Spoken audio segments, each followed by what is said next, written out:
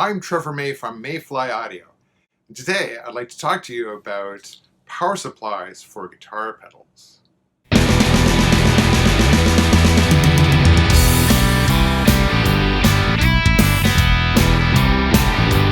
So from my earlier videos, you know that I've been making regulated power supplies for pedal boards for over 40 years, long before you could buy them commercially.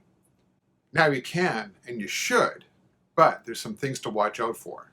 A good friend of mine was hooking up his pedal board and put a new pedal on it, turned everything on, and he said it smelled really bad and it stopped working.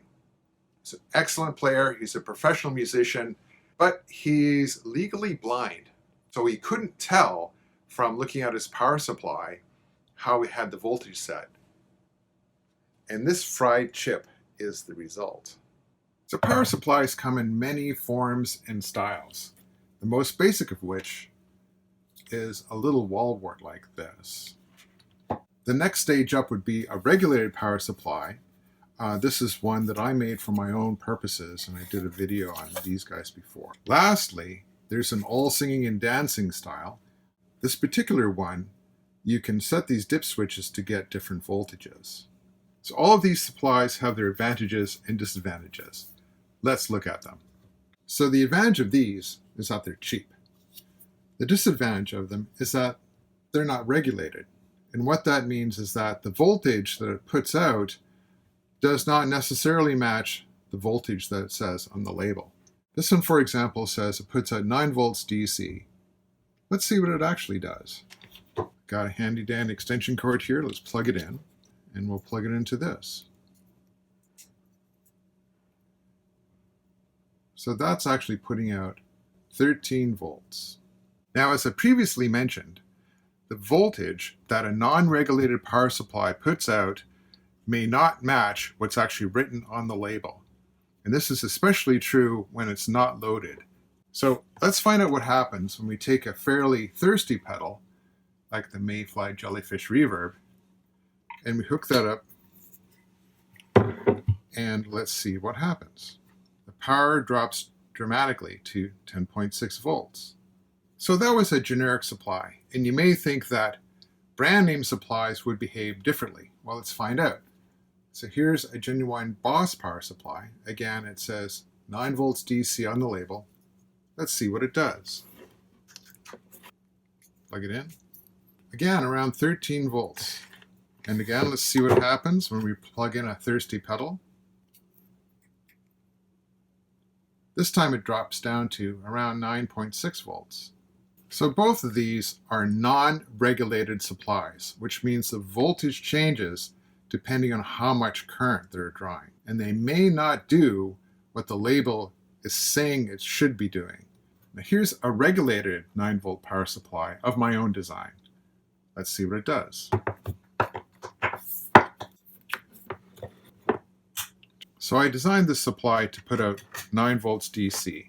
According to this, it's putting out 9.1. Now the difference between a regulated supply and a non-regulated power supply is that this voltage should not change even if we have a heavy load being connected to it.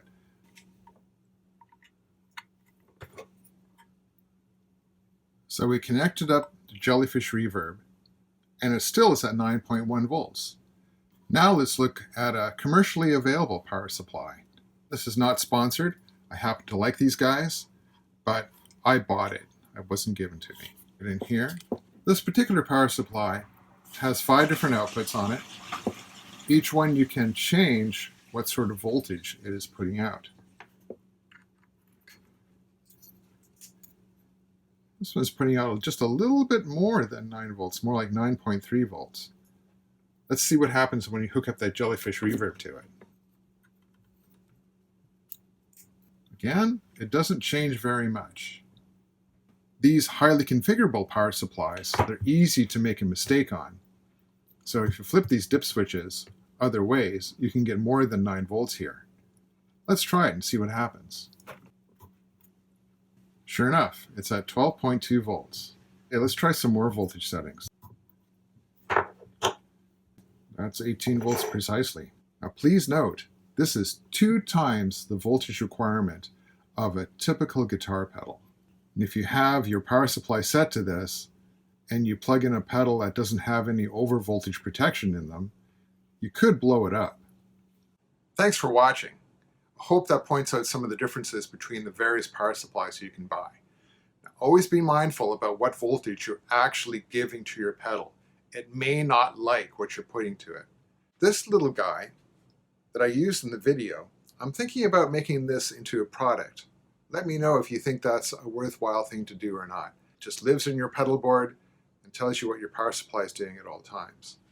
Now, if you don't have something like this looking out for you, you could end up with blown up components on your pedals. See you next time. Come home early, come home late, what kind of difference does